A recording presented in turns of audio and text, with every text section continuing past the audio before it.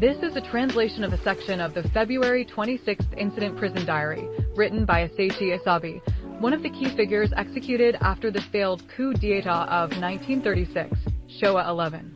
The diary is a raw, intense, and highly ideological document reflecting Asabi's state of mind and his unwavering, militant belief in his cause just before his execution. The February 26th Incident Prison Diary, Asichi Asabi. July 31st tomorrow is the 21st day, third week after death, a Buddhist observance, for the 15 comrades. I spend my days praying continuously. The only thing that troubles me is that I do not know how to pray for the 15 comrades. Even if I pray for them to achieve Buddhahood, they died saying, "We shall not achieve Buddhahood until the imperial proclamation of the restoration is issued and all people in the land are settled in peace." Thus, they are highly unlikely to achieve Buddhahood. I also cannot pray, "Do not achieve Buddhahood, wander as lost spirits." I am truly perplexed. Therefore, I decided to make a truly rare prayer. O comrades, whip your strong, persistent souls and redo the February incident once more. Organize a new righteous army and rise up again. Slay and burn all the wicked people in Japan. As long as there is even one wicked person in Japan who does not understand our ideology and conviction, never retreat. Penetrate your conviction even if you must turn all of Japan into a sea of fire. Burn, burn, become souls of intense fire and consume them all.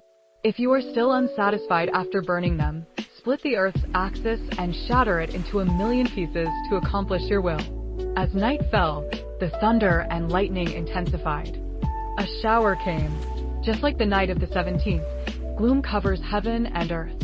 I write this record, and Muranaka performs his dedicated chanting of the sutras.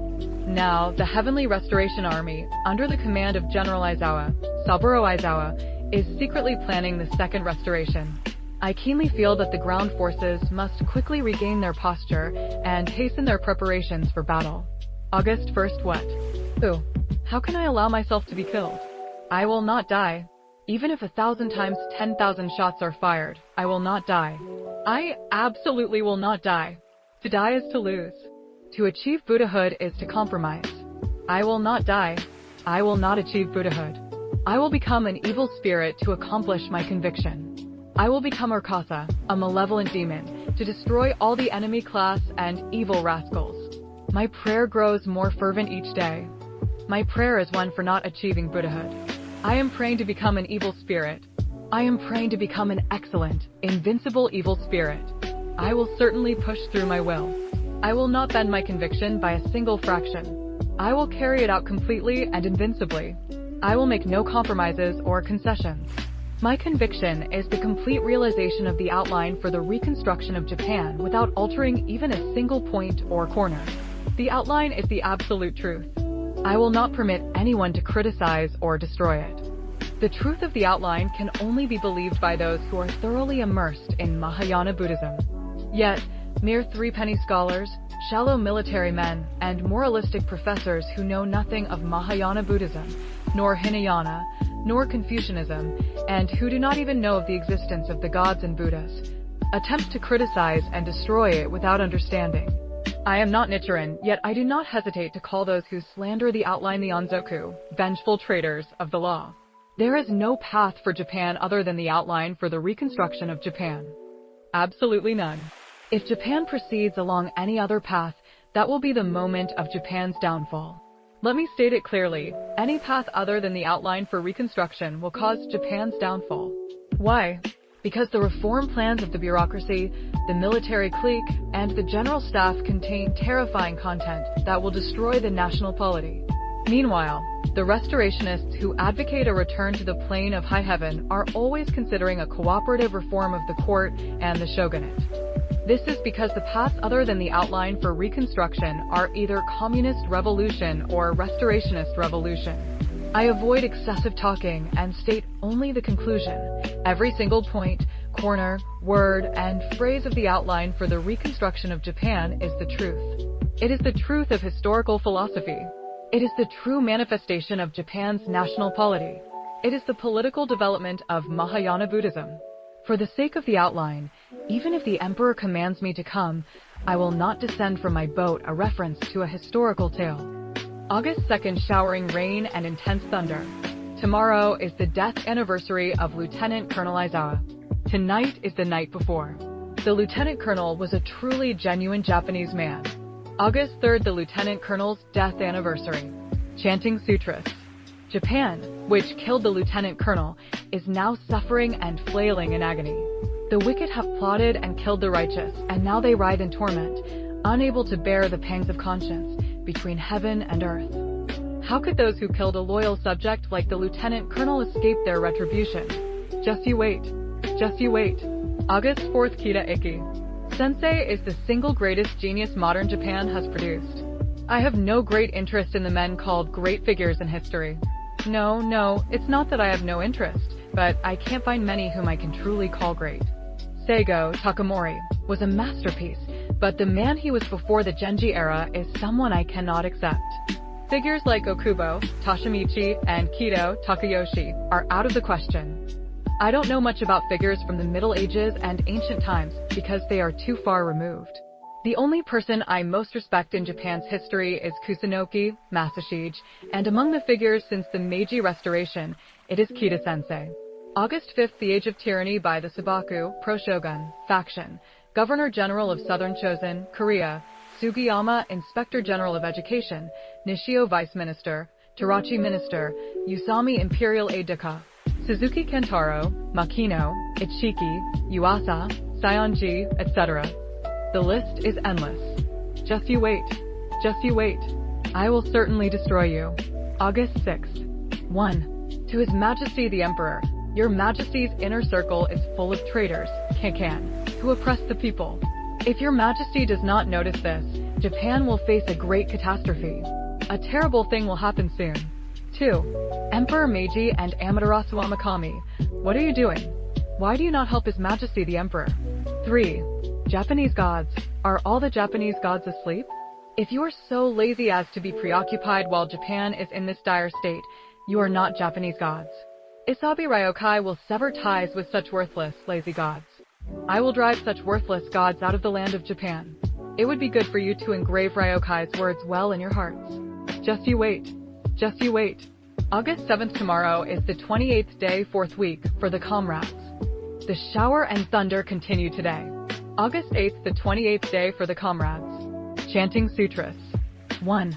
We possess a separate spiritual state.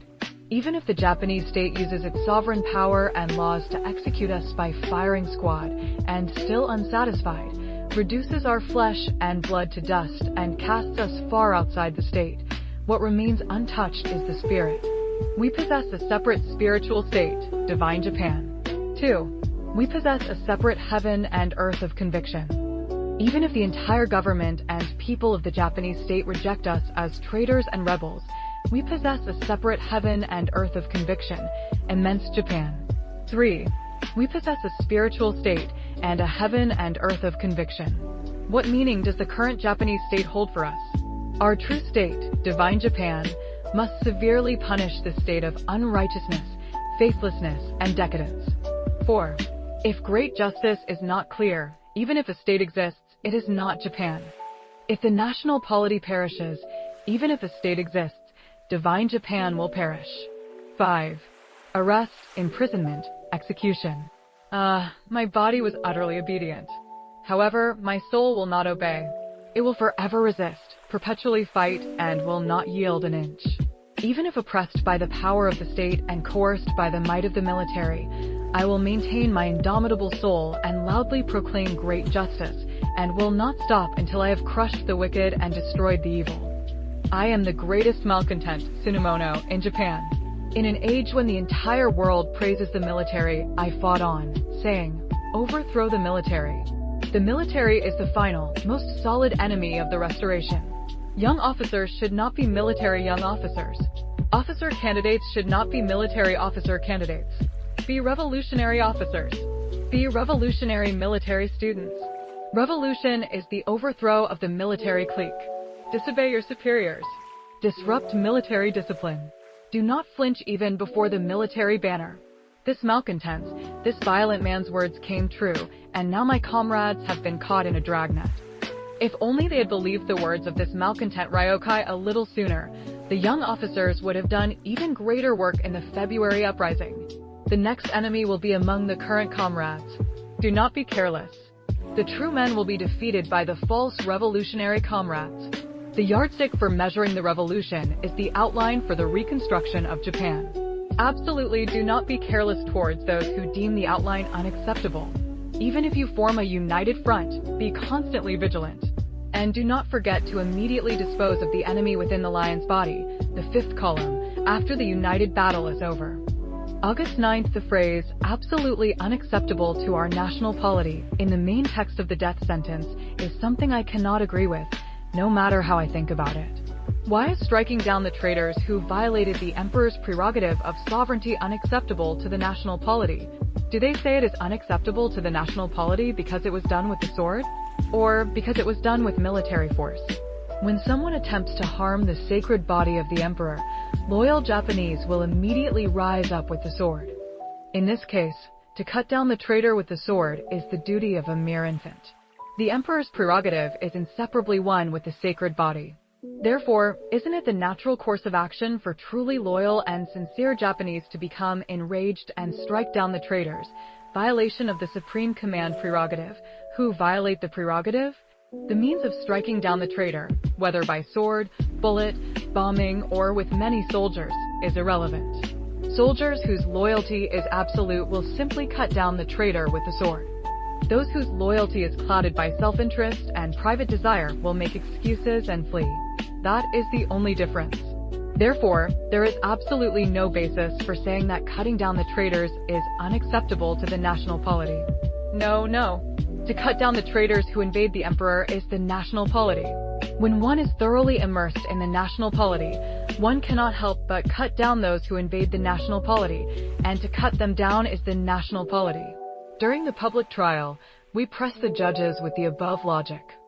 However, they evaded the issue by saying that neither the London Treaty nor the July 15th incident constituted a violation of the Supreme Command prerogative.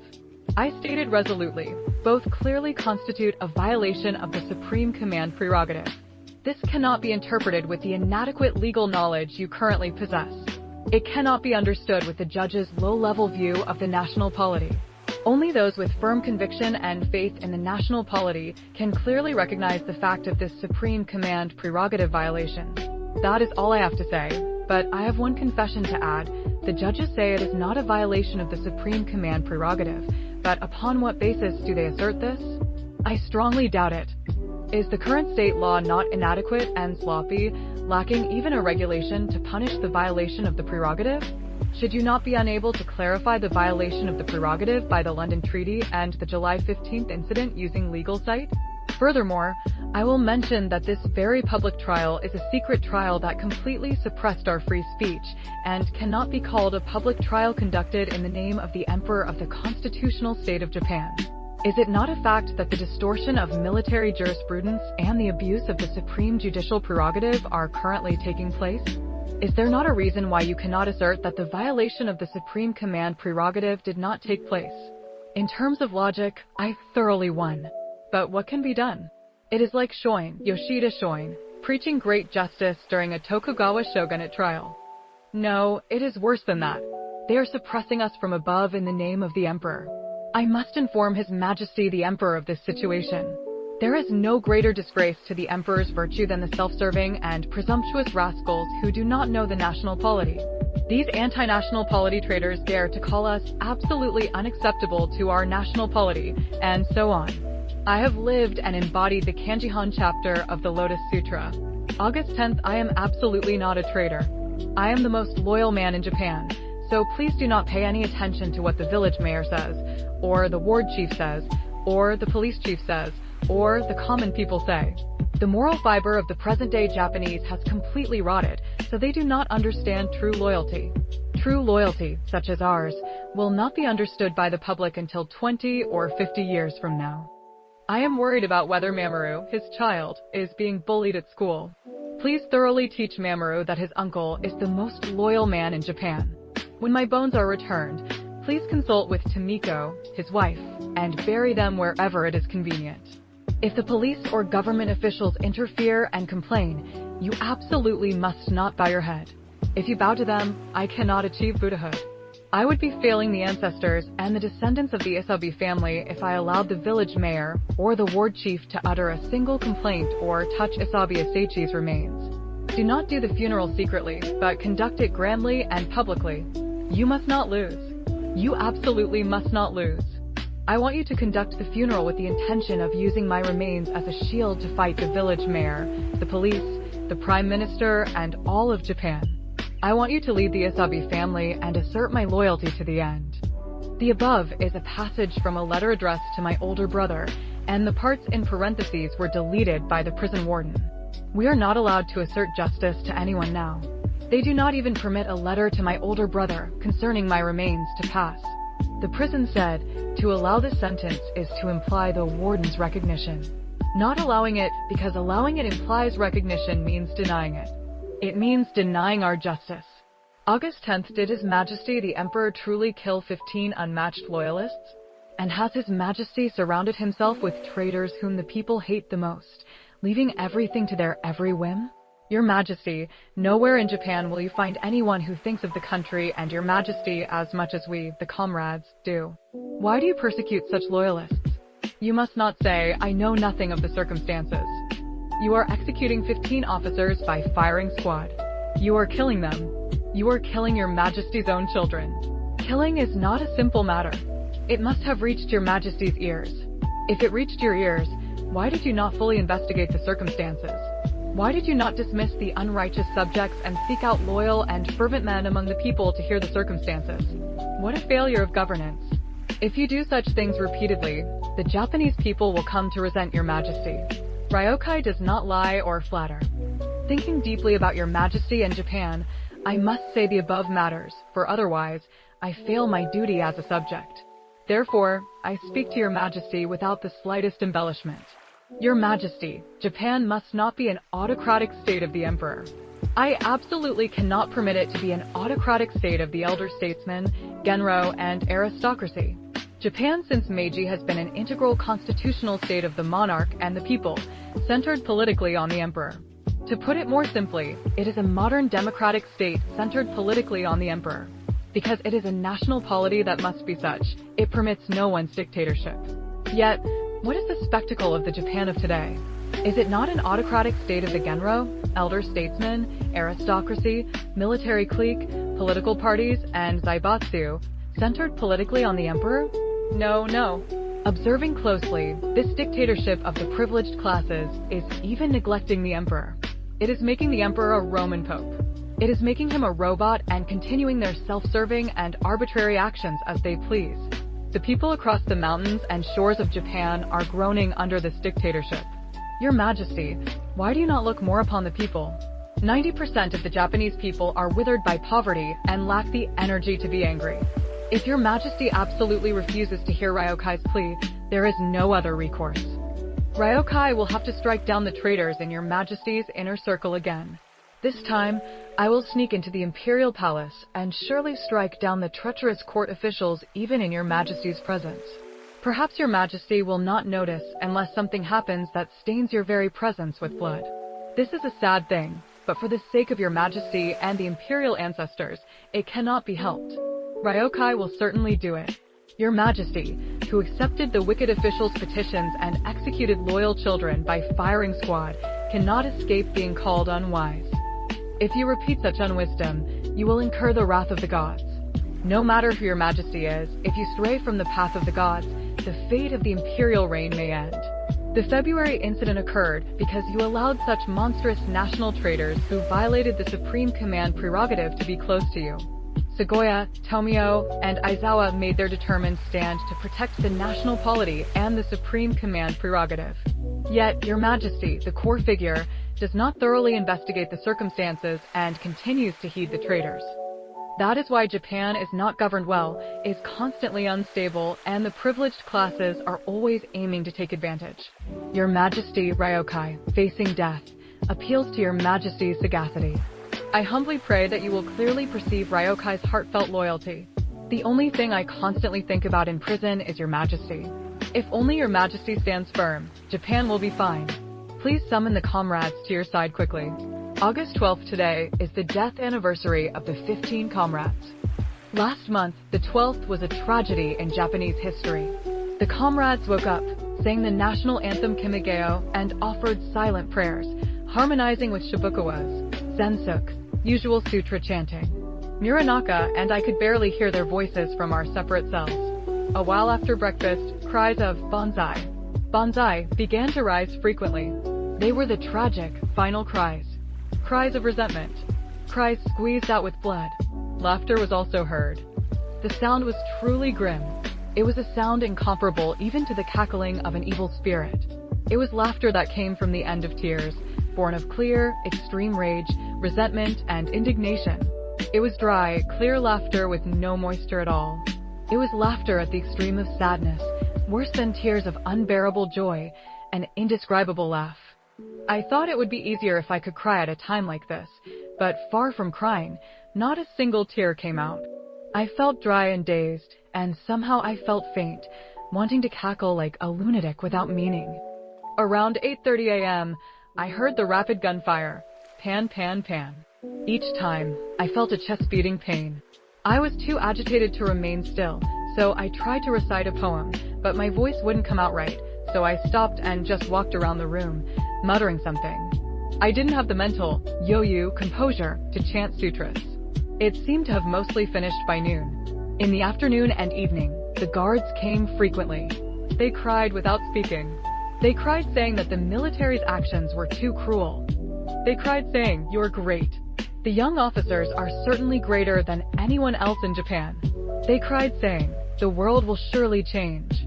Someone will surely avenge you." Some even gripped my hand and vowed, "Asabi-san, we too are Japanese citizens. We will not let your cause be in vain." This state cannot be seen as mere momentary excitement. I heard the voice of the people from the guards. I felt a surge of strength, knowing that the entire oppressed class of the Japanese people were entirely on our side. That night, and for 2 days and 2 nights, I slept like a corpse, huddled in the corner. I was exhausted, body and soul, like cotton wool, from the continuous prayers and agitation for the week since the death sentence. It is no wonder I am exhausted, as the long battle since February 26th has finally paused. Coincidentally, today, my younger brother came for a visit and informed me that Tarachi, His Majesty's Minister of War, had been targeted by a youth in Kyushu. What a strange karma. I certainly anticipate that something will happen soon. I do not want to die. I want to get out and start over. If they give me 30 minutes of freedom on the stand at Miyakazaka, the War Ministry, I will slaughter all the military staff officers. I do not want to die. I want revenge. I want to avenge myself by massacring all the staff officers. August 12th, the military, frustrated by the government's weakness and lack of faith, stated the reason for quickly implementing national administration reform. The military made a sacrifice for the military purge. However, the government lacks the sincerity to devote itself to administrative reform. It should pay compensation for the military sacrifice. How tragic their words are. There is no cure for a fool. The great fool called the military is asking for compensation from others after willingly killing its own children. Because the military is such an idiot, it must have mistakenly considered the killing of the righteous young officers to be a purge. The righteous young officers struck down the national traitors, the elder statesmen and genro. To massacre such loyal officers, doesn't that immediately constitute an act of prostration and submission to the genro, elder statesmen, and all other national traitors? What good is it for the military, which has already submitted, to now ask for compensation? You military fools. What do you take the government for? Is the government not always the embodiment of the genro and elder statesmen? Therefore, to speak to the government is the same as speaking to the genro and elder statesmen. Think carefully. If you press the genro and elder statesmen for compensation, what would they say? Hey, military. Don't say strange things. Your children were audacious rascals who tried to take our lives. Originally, we should have dealt with them, but we spared them, and then you willingly killed your own children. Therefore, there is no reason for us to pay compensation. You will probably press us for national reconstruction as compensation, just like your children, but we believe your children's ideas were those of national traitors. Didn't you yourselves first publicly announce to the world that your children were traitors? Now, for you to talk about national reconstruction like your children means you yourselves are traitors. We won't give you a single penny of compensation. If the elder statesmen retort like this, what will you do, military-san? You military fools. Serves you right. You have been abandoned by the Genro and elder statesmen. You will soon be abandoned by the people, and you have already been abandoned by the loyal young officers and the enlisted men long ago. The arrogant dancing princess, that is the military leadership. You overestimated your own strength and forcibly removed the backdrop behind you. And now you are dancing what you call national administration reform, as if to say, behold my dance. The dance calls for attention only when it has a backdrop. But now, there are no beautiful scenery props, no shamisen or taiko drummers, referring to the young officers, behind you. So the spectators have gone home, saying, why should we pay admission for this kind of dance? Thinking, this is terrible, you chased after them, asking for compensation. And the reply is sharp and cold. Compensation for what? Why do you ask? Didn't you willingly remove the backdrop and dance yourself? Oh, dancing princess, know that you have been abandoned by all the spectators. August 14th, though the body dies, the soul shall never die. Though I intend to become an excellent ghost and realize my conviction after being executed by firing squad, my only slight worry is that I have recently gone completely bald, and I fear the ghost will be too comical and lack the severity to be effective. I do not intend to haunt your house, but if I happen to mistake the direction and go to your house, the bald one is me, so please give me a cup of rice tea. Justice is victorious, gods and Buddhas bear witness. The above is part of a communication to Captain Hiroshi Yamada. The passage in parentheses was deleted. The fact that even gods and Buddhas bear witness is deleted shows the extent of the authority suppression. This makes the next phase even more tragic. Lieutenant Colonel Aizawa and Tsushima Kichizo were executed shouting Banzai to His Majesty the Emperor. Ando Teruzo died praying for Banzai to Prince Chichibu. I continuously and faithfully remonstrate with His Majesty the Emperor day and night, and I am scolding the 8 million gods. I shall die with this same spirit. Your Majesty the Emperor, what a failure of governance. Why do you not dismiss the wicked subjects and summon loyal, unmatched officers? 8 million gods, why are you so idle? Why do you not protect the pitiful emperor? These are my words from first to last. Even if everyone in Japan betrays His Majesty with false loyalty, I alone shall protect the true path of loyalty. True loyalty is to speak righteousness and remonstrate honestly. The Imperial Edict on Righteous Remonstrance, October 17, Meiji 1st, 1868, states, regarding the merits and demerits, the pros and cons of affairs, it is good to open my heart by righteous and honest remonstrance.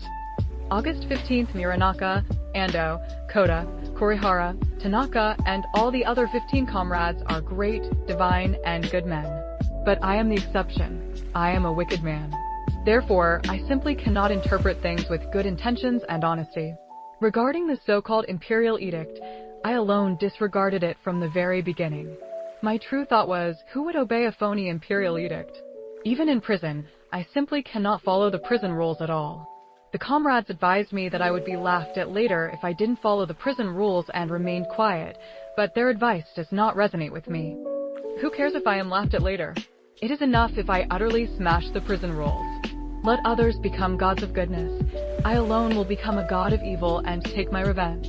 August 16th, every day I chant sutras for the discipline of becoming a great wicked man. It is useless to be a good-natured person who cannot burn down the martial law headquarters, the army ministry, and the general staff. It is useless to be a coward who says, yes, sir, to a phony imperial edict and finally collapses. They are too good-natured. It would be fine if they were thoroughly good-natured, but the problem is that someone like me, who is wicked, wants to be called good-natured. If I had burned the army ministry, bombed the general staff, and slaughtered all the central military figures, I could have died satisfied, even if called a traitor. If I had fought to the death against the imperial edict, I could have died smiling, even if called a rebel against the imperial command. By doing something half-hearted, I have become neither a traitor nor an imperial army man, but a monstrous goblin. When Mibara Issei was killed, his last words, Antakosa, a word of satisfaction/effort, as he stepped onto the execution block, and Seigo's words, Hacho, Shinpachi. Dawn. This should be enough, as he asked for a kaishaku ritual second, were both words of relief and peace of mind that came from the great satisfaction of having resisted for the sake of great justice and upholding their masculine pride to the end. The fact that I could not become a great man who would resist the imperial edict for the sake of great justice and not retreat a single step is because I am a small wicked man, a small trickster, a small talent, and a small good man. August 17th, the Genro, the elder statesmen, the people, the military, the police, the courts, and the prisons, none are anything but emperor organ theory institutions. Showa Japan has finally evolved into the emperor organ theory era. We should have been the pioneers who directed the sacred war of evolution. Therefore, our mission was to overthrow the Genro, elder statesmen, officials, military, courts, and prisons, and advance the emperor organ theory state of Japan to a higher stage of evolution. However, it is a matter of shame that we ended up being unable to resist the organ theory imperial edict of the emperor organ theory state. I am convinced that in this age, in this state, only men like us who resist the imperial edict do not err in the path of loyalty. I assert that men of true loyalty, great justice, and great principle must resist the imperial edict. We who did not resolutely resist the imperial edict and fight to the death on the day of the February Revolution must be prepared to be ridiculed by men of great loyalty and great justice in later generations. August 18th, I think of Kita-sensei. He is old, and this heat must be hard on him. I am utterly sick of this big, idiotic country called Japan. Why do they torment a man like him?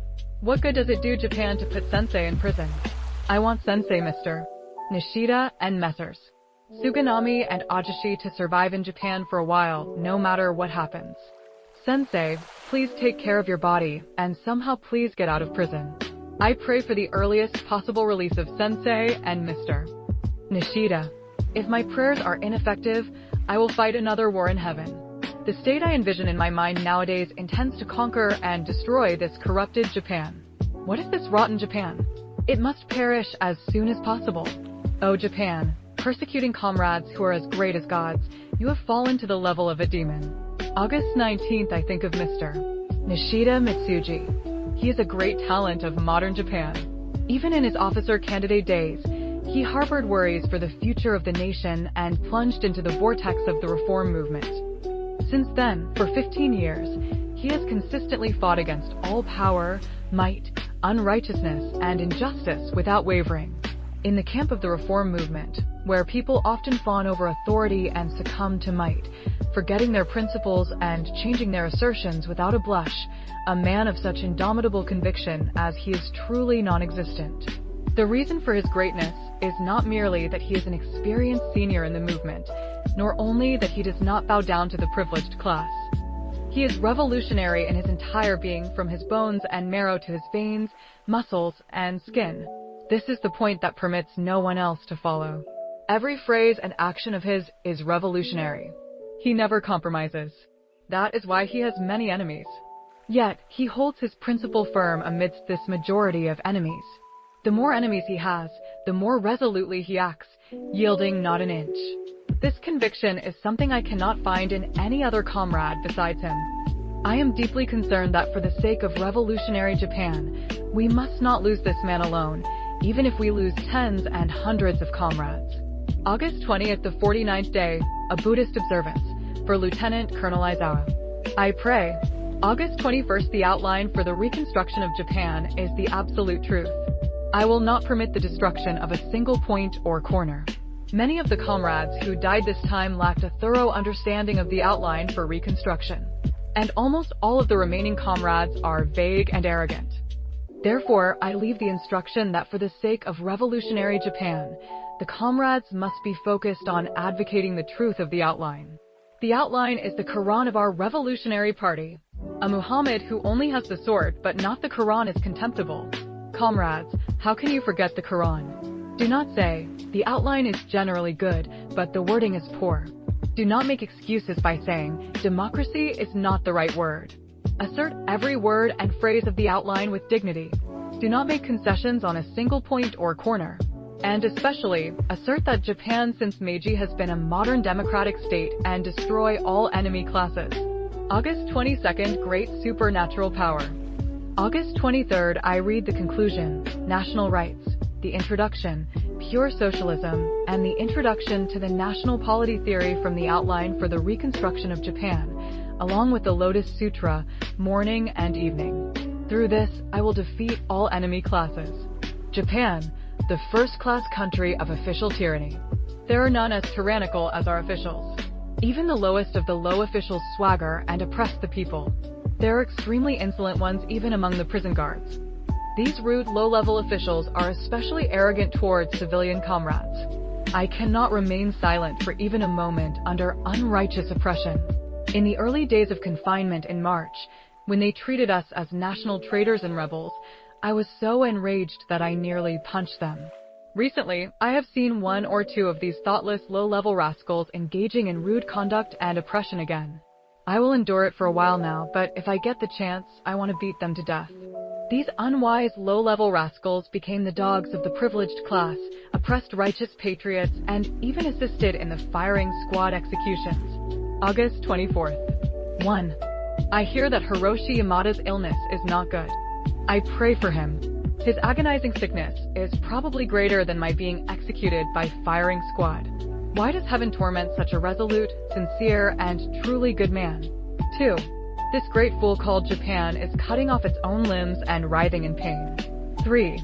As long as Japan persecutes great righteous men like us as traitors and villains, the anger of the gods will absolutely not be appeased, because our words and actions are entirely those of the gods, who obeyed the will of heaven. 4. All Japanese people know the might of the gods. 5. I will not die. How can I die? How can I die and leave Japan as it is? If I die, Japan will be left to the wicked people to do as they please. I will live for 10,000 million years eternally. August 25th, what is His Majesty the Emperor thinking? Why does he not scold the wicked people in his inner circle? Please listen to the roaring voice of the entire nation against Your Majesty's inner circle. August 26th, overthrow the military. Overthrow the military clique. Slaughter all the military staff officers. If not, Japan will never improve. Overthrow the people who champion the military, the patriotic organizations, and everything else, along with the military clique. There will be no restoration without overthrowing the military clique. August 27th, before the execution, I will curse and kill at least the rascals like Terachi, the vice minister, the bureau chief, Ishimoto, and Fuji. August 28th, how many people are weeping because of the Genro, elder statesmen, and military clique who constantly commit unrighteousness hidden behind the imperial authority? Your Majesty the Emperor, please look upon this miserable state of the nation. We shed tears of blood when we heard in prison the rumor that Your Majesty seems to think our righteous uprising was the work of national traitors and rebels. We truly shed tears of blood. When I heard the rumor that Your Majesty, upon hearing of our uprising, said to your inner circle, Japan has become like Russia, I went mad for several days. I was suddenly unable to understand what meaning that sacred will, Japan has become like Russia, held. When I immediately heard the interpretation that it meant the young officer's ideology and actions were like those of the Russian Revolution, I thought, is there no God or Buddha? And I resented the gods and Buddhas.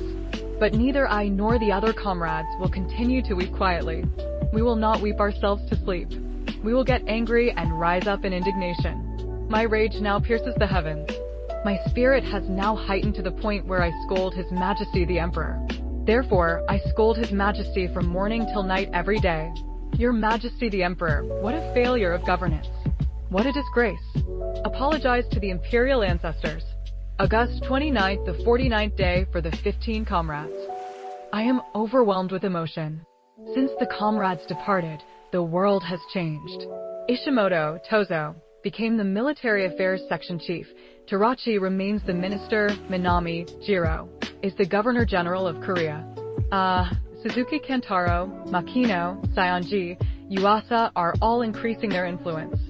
Certainly, the death of our 15 comrades caused a change in the world. A change for the worse. This is regrettable. It is extremely regrettable that we could not benefit the nation at all. Just you wait, you wicked people. I will not allow you to prosper forever. How can such outrageous things be tolerated, where the wicked prosper and the good suffer? August 30th. 1. I will not go to paradise. I will absolutely go to hell. I will go to hell and strike down the wicked ones who come after Makino, Saionji, Tarachi, Minami, Suzuki Kantaro, Ishimoto, etc. Joy! Joy! I am confident I can become a demon. I can become a demon of hell.